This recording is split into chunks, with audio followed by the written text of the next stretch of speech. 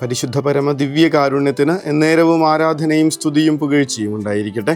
പരിശുദ്ധ പരമ ദിവ്യകാരുണ്യത്തിന് എന്നേരവും ആരാധനയും സ്തുതിയും പുകഴ്ചയും ഉണ്ടായിരിക്കട്ടെ. പരിശുദ്ധ പരമ ദിവ്യകാരുണ്യത്തിന് എന്നേരവും ആരാധനയും സ്തുതിയും പുകഴ്ചയും ഉണ്ടായിരിക്കട്ടെ. വിത്തുകളിൽ ചിലത് നല്ല നിലത്ത് വീണു. അവ 100 മേനിയും 60 മേനിയും 30 മേനിയും ഫലം പുറപ്പെടുവിച്ചു. വിതച്ചത് നല്ല വിതക്കാരനാണ്. വിതച്ചത് നല്ല വിത്തുകൾ തന്നെയാണ്. വീണത് നല്ല നിലത്ത് തന്നെയാണ്. എന്നിട്ട് എന്തുകൊണ്ടാണ് ചിലത് മാത്രം 100 മേനിയായത്, ചിലത് മാത്രം 60 മേനിയായത്, ചിലത് 30 മേനിയായി പോയെ? പണ്ടേ തുടങ്ങിയുള്ളൊരു പ്രയാസപ്പെടലായിരുന്നു അത്. നല്ല നിലത്ത് വീണ വിത്തുകളിൽ നിന്ന് എന്തുകൊണ്ടാണ് എല്ലായിടത്തും 100 മേനിയാവാത്തതെന്നുള്ള സങ്കടത്തിൽ ജീവിക്കുന്ന ഒരുപാട് പേര് ഇനിയുണ്ട്, ഇപ്പോഴും ഉണ്ട്. കഴിഞ്ഞ ദിവസവും ഒരു പയ്യനെയും കൂട്ടിയിട്ട് അമ്മ വന്നായിരുന്നു. ഒരുപാട് ട്രൈ ചെയ്യുന്നുണ്ട്, പക്ഷേ അടുത്തൊരു അഡ്മിഷൻ മേടിക്കാനുള്ള മാർക്ക് മേടിക്കാൻ പോലും ഇവന് പറ്റണില്ല. സംസാരിച്ചുകൊണ്ടിരിക്കുമ്പോൾ അവൻ്റെ പടങ്ങൾ കണ്ടായിരുന്നു. അവൻ വരച്ചതും അവൻ സ്കൾപ്ചർ ചെയ്യുന്ന കാര്യങ്ങളൊക്കെ ഇങ്ങനെ കണ്ടായിരുന്നു. അതിനകത്ത് അവന് 100 മേനിയാന്നേ. ചില കാര്യങ്ങൾ 30 മാർക്ക് വാങ്ങിക്കാൻ പറ്റുന്ന കൊച്ച്, 30 മാർക്ക് മാത്രം വാങ്ങിക്കാൻ പറ്റുന്നൊരു കൊച്ച് 30 വാങ്ങിയാൽ അവൻ്റെ 100 മേനിയത്. അത് നമ്മൾ അതുപോലെ സ്വീകരിക്കാനായിട്ട് പറ്റുന്നൊരു വിധക്കാരൻ്റെ മനസ്സിൻ്റെ മുൻപിലാണ് നമ്മൾ നിൽക്കണേ. അതുകൊണ്ട് സന്തോഷത്തോടെ പറയണേ, ചിലത് 100 മേനി പുറപ്പെടുവിച്ചു, ചിലത് 60 മേനി പുറപ്പെടുവിച്ചു, ചിലത് 30 മേനി പുറപ്പെടുവിച്ചു. എല്ലാവർക്കും 100 മാർക്ക് വാങ്ങാനായിട്ടുള്ള കപ്പാസിറ്റി ഉണ്ടായെന്ന് വരില്ലല്ലോ. പക്ഷേ 60 മാർക്ക് വാങ്ങിക്കാൻ കഴിയുള്ളവൻ 60 മാർക്ക് വാങ്ങുമ്പോൾ അതവൻ്റെ 100 മേനിയാണെന്ന് തിരിച്ചറിയുന്ന ദൈവത്തിൻ്റെ മുൻപിൽ നമ്മളിങ്ങനെ മുഴുവനും ഫലം പുറപ്പെടുവിക്കുന്ന മനുഷ്യരായി നിലനിൽക്കുന്നുണ്ട്. ചെയ്തു തുടങ്ങാന്ന് നമുക്ക് നമ്മളെ കൊണ്ടാവുന്ന വിധത്തിൽ, നമ്മളെ കൊണ്ട് കർത്താവ് ആഗ്രഹിക്കുന്ന വിധത്തിൽ, നമ്മളെ കൊണ്ട് ആവതാകുന്ന വിധത്തിൽ എല്ലാ കാര്യങ്ങളും, അത് പ്രാർത്ഥനയായാലും പ്രവർത്തനങ്ങളായാലും, എൻ്റെ വാക്കുകൾ പോലും ഇങ്ങനെ കർത്താവിനെ പ്രീതിപ്പെടുത്തുന്ന വിധത്തിൽ ഒന്ന് ട്യൂൺ ചെയ്തു തുടങ്ങുമ്പോൾ എൻ്റെ ജീവിതം സ്വർഗത്തിന് പ്രീതികരമാകുന്ന വിധത്തിലായിട്ട് മാറുന്നുണ്ട്. അല്ലാതെ എല്ലാം മറ്റുള്ളവരെ കണക്കെന്നുള്ള വിധത്തിൽ ചെയ്യാൻ നോക്കിയിട്ട് കാര്യമില്ലല്ലോ. ഒരു കാലം ഉണ്ടായിരുന്നു, എന്തൊരു ഭംഗിയായിട്ടാണ് ആളുകൾ കർത്താവിൻ്റെ വചനം പ്രഘോഷിച്ചുകൊണ്ടിരിക്കണതെന്ന് ഇപ്പോഴും ചില അച്ഛന്മാരുടെയൊക്കെ വചന പ്രഘോഷണം കാണുമ്പോൾ നമ്മളിങ്ങനെ സന്തോഷത്തോടു കൂടെ കേട്ടിരിക്കും, ഇത്തിരി അസൂയയോടുകൂടെയൊക്കെ. എങ്ങനെയാണ് ഇങ്ങനെയൊക്കെ വചനം പ്രഘോഷിക്കാൻ പറ്റണേന്നൊക്കെ. അന്ന് ആ സമയത്തൊക്കെ ഉണ്ടായിരുന്നൊരു ഉൾവലിവുണ്ട്, നമ്മളൊന്നും പറഞ്ഞാൽ ശരിയാവില്ല എന്നൊക്കെയുള്ളത്. പക്ഷേ കർത്താവിനെ പറഞ്ഞു തുടങ്ങുമ്പോൾ നമ്മളെ കൊണ്ടാവുന്ന വിധത്തിൽ ഒന്ന് ഒരുങ്ങാനും നമ്മളെ കൊണ്ട് പറ്റുന്ന വിധത്തിൽ അത് പ്രഘോഷിക്കാനൊക്കെ തുടങ്ങുമ്പോൾ നമ്മുടെ ഉള്ളിൽ നിറയുന്നൊരു സന്തോഷമുണ്ട്. അത് എന്നെ കൊണ്ട് പറ്റുന്നതിൻ്റെ 100 മേനിയാണ് നമ്മൾ ചെയ്തുകൊണ്ടിരിക്കണേ. കർത്താവിൻ്റെ മുൻപിൽ കർത്താവ് ഒന്നിനും കണക്ക് വയ്ക്കുന്നില്ല എന്നുള്ളതാണ് വലിയ സന്തോഷം. എന്തായാലും ഇങ്ങനെ ഹൃദയത്തിലേക്ക് അവൻ്റെ വചനം ഏറ്റെടുക്കുന്ന മനുഷ്യരിലൊക്കെ ഫലം പുറപ്പെടുവിക്കാനുള്ള സാധ്യതകളുണ്ടെന്ന് വചനം നമ്മളോട് പറയും. ഒന്ന് ഏറ്റെടുത്താൽ മാത്രം മതി. എനിക്ക് വേണ്ടെന്ന് പറഞ്ഞ് തള്ളിക്കളയുന്ന മനുഷ്യർ എന്നെക്കൊണ്ട് ഇത്രയൊക്കെ പറ്റുള്ളൂ, അതുകൊണ്ട് ഞാൻ ചെയ്യുന്നില്ല എന്ന് തീരുമാനിച്ചിരിക്കുന്ന എത്രയോ മനുഷ്യരുണ്ടെന്നറിയാമോ. ഞാൻ എന്തിനു ചെയ്തിട്ട് ഇത്രയൊക്കെയല്ലേ പറ്റുന്നുള്ളൂ, അത്രയൊക്കെ പറ്റുന്നുള്ളൂ, അത്രയും മതിയെന്നേ കർത്താവ് അത്രേ എക്സ്പെക്റ്റ് ചെയ്യുന്നുള്ളൂ നമ്മളുടെ അടുത്തുനിന്ന്. അതൊന്ന് ചെയ്തു തുടങ്ങണ്ടേ, അതിനായിട്ടൊന്ന് മനസ്സൊരുക്കണ്ടേ, കർത്താവ് ഒരുക്കി വെച്ചിരിക്കുന്ന കാര്യങ്ങൾ സ്വീകരിക്കാനായിട്ട് ഒന്ന് തയ്യാറാവണ്ടേ. ഒന്നാമത്തെ വായനയിൽ നമ്മൾ വായിക്കുന്നത് പോലെ എൻ്റെ അധരങ്ങളിൽ നിന്ന് പുറപ്പെടുന്ന വാക്കും അങ്ങനെ തന്നെ ഫലരഹിതമായി അത് തിരിച്ചു വരികയില്ല. എൻ്റെ ഉദ്ദേശം അത് നിറവേറ്റും, ഞാൻ ഏൽപ്പിക്കുന്ന കാര്യം വിജയപ്രദമായി ചെയ്യും. കർത്താവിൻ്റെ വചനം ഇങ്ങനെ ഹൃദയത്തിൽ ഏറ്റെടുക്കാനും അവിടുത്തെ നിയോഗങ്ങളനുസരിച്ച് മുന്നോട്ട് പോകാനും ഒക്കെ തീരുമാനിച്ച് മനസ്സുറപ്പിച്ചിരിക്കുന്ന ഒരാളിലൂടെ കർത്താവ് ഇങ്ങനെ അത്ഭുതങ്ങൾ ചെയ്യുന്നത് കാണും. മറ്റുള്ള മനുഷ്യർ ഭോഷന്മാരാണെന്ന് കരുതുന്നിടത്ത് നിന്ന് ആ മനുഷ്യർ ലോകത്തിൻ്റെയൊക്കെ ഹീറോസായിട്ട് മാറുന്ന എത്രയോ അനുഭവങ്ങൾ. ദാവീദിനെയൊക്കെ ജെസ്സെ മാറ്റി നിർത്തിയത് കാണുന്നില്ലേ?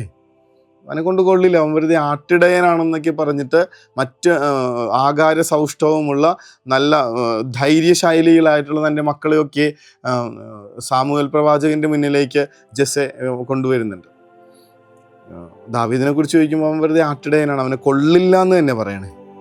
പക്ഷേ കർത്താവ് തിരഞ്ഞെടുത്തിരിക്കുന്നത് തൻ്റെ വചനം സ്നേഹപൂർവ്വം സ്വീകരിക്കാനും അതിനനുസരിച്ച് ജീവിതം ട്യൂൺ ചെയ്യാനും കർത്താവിൻ്റെ ഹൃദയത്തിനനുസരിച്ച് ജീവിക്കാനും തയ്യാറായ ഒരു മനുഷ്യനായിട്ടാണ് നമ്മൾ ദാവീദിനെ കാണുന്നത്. എൻ്റെ ഹൃദയത്തിനിണങ്ങിയ ഒരു മനുഷ്യനെ ഞാൻ അവനിൽ കണ്ടെത്തി എന്നൊക്കെ വചനം പറയുന്നത് കണക്ക് കർത്താവിൻ്റെ ഇഷ്ടത്തിനനുസരിച്ച് വചനം സ്വീകരിച്ച് ഫലം പുറപ്പെടുവിച്ച ഒരാൾ. നമ്മളതിനോടൊന്ന് പ്രാർത്ഥിച്ചു തുടങ്ങണം. എന്നെക്കൊണ്ട് പറ്റുന്ന എൻ്റെ കപ്പാസിറ്റിക്ക് അനുസരിച്ച് മുഴുവനായിട്ട് ചെയ്യാൻ. അതാണ് വിശുദ്ധ മദർ തെരേസയൊക്കെ നമ്മൾ ഓർമ്മപ്പെടുത്തുന്നത്. വിജയിയാകാനല്ല, വിശ്വസ്തനായിരിക്കാനാണ് വിളി. നിങ്ങൾ എത്രമാത്രം വിജയിച്ചു എന്നുള്ളതല്ല കാര്യം, നിങ്ങളുടെ ഏറ്റവും നന്നായിട്ട് ചെയ്തു എന്നുള്ളതാണ്. മറ്റുള്ളവരെ തോൽപ്പിച്ച് ഒന്നാം സ്ഥാനത്തെത്താനല്ല, ഡു യുവർ ബെസ്റ്റ് എന്നുള്ളതാണ് അമ്മ പറഞ്ഞുകൊണ്ടിരുന്നത് എപ്പോഴും. ഡു യുവർ ബെസ്റ്റ്, നിങ്ങളുടെ ഏറ്റവും നല്ലത് ചെയ്യുക. മറ്റുള്ളവരെ തോൽപ്പിച്ച് ഒന്നാം റാങ്ക് മേടിക്കാനല്ല, നേരെ മറിച്ച് നിങ്ങളുടെ ഏറ്റവും നല്ലത് ചെയ്യാനായിട്ടുള്ള കൃപയ്ക്ക് വേണ്ടിയിട്ടൊന്ന് പ്രാർത്ഥിച്ചു തുടങ്ങുക. അതിന് വേണ്ടിയിട്ടുള്ള പരിശ്രമം ഉണ്ടാവുക. ഞാൻ എൻ്റെ ഏറ്റവും ബെസ്റ്റ് ചെയ്തിട്ടില്ലെങ്കിൽ ഞാൻ തോറ്റുപോയി. ഞാൻ എൻ്റെ 100 മേനി പുറപ്പെടുവിച്ചിട്ടില്ല. ഞാൻ എൻ്റെ ഏറ്റവും ബെസ്റ്റ് ചെയ്തിട്ട് തോറ്റുപോയാലും അത് കർത്താവിൻ്റെ മുൻപിൽ 100 മേനിയാണ്.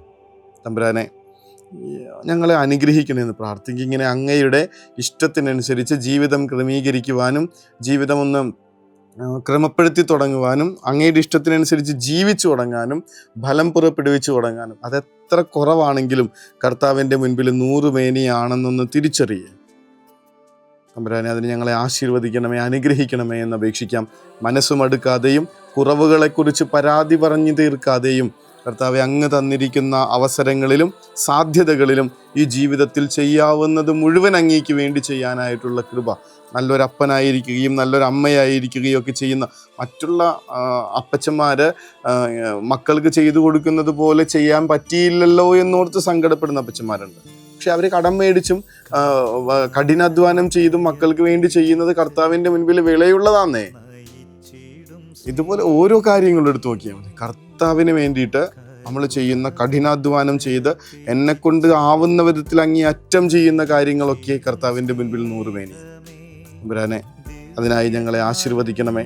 പരാതി പറഞ്ഞു തീർക്കാതെ കിട്ടിയിരിക്കുന്ന സാധ്യതകൾ ജീവിക്കാൻ, സന്തോഷത്തോടുകൂടെ അത് ജീവിക്കാൻ ഞങ്ങൾക്ക് കൃപ തരണമേ എന്ന അപേക്ഷയോടുകൂടെ അതിനായിട്ടുള്ള കരുത്തിന് വേണ്ടി ഈശോയുടെ ആശീർവാദത്തിനായി മുട്ടിന്മേൽ. പരിശുദ്ധ സ്നേഹമേ, പരിശുദ്ധ പരമദിവ്യകാരുണ്യമേ, അനന്ത സ്നേഹമേ, പരിശുദ്ധ പരമദിവ്യകാരുണ്യമേ, അനന്ത സ്നേഹമേ.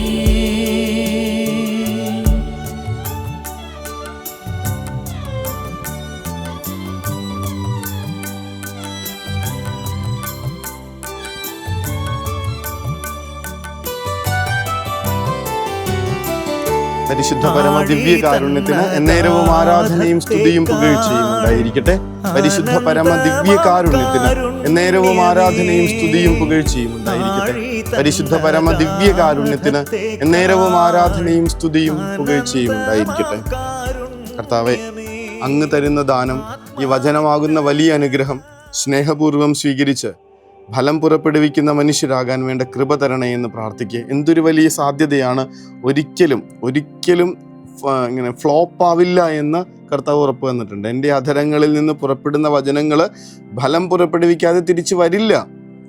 ബാക്കിയെല്ലാം സ്വീകരിക്കുന്നവരുടെ മനസ്സനുസരിച്ചിരിക്കും.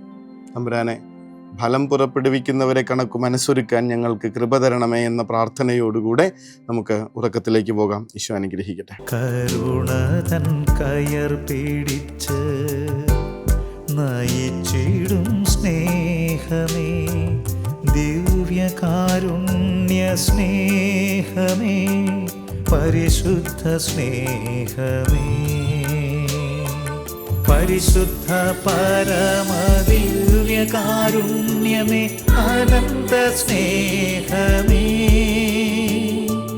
പരിശുദ്ധ പരമദിവ്യകാരുണ്യമേ, അനന്ത സ്നേഹമേ.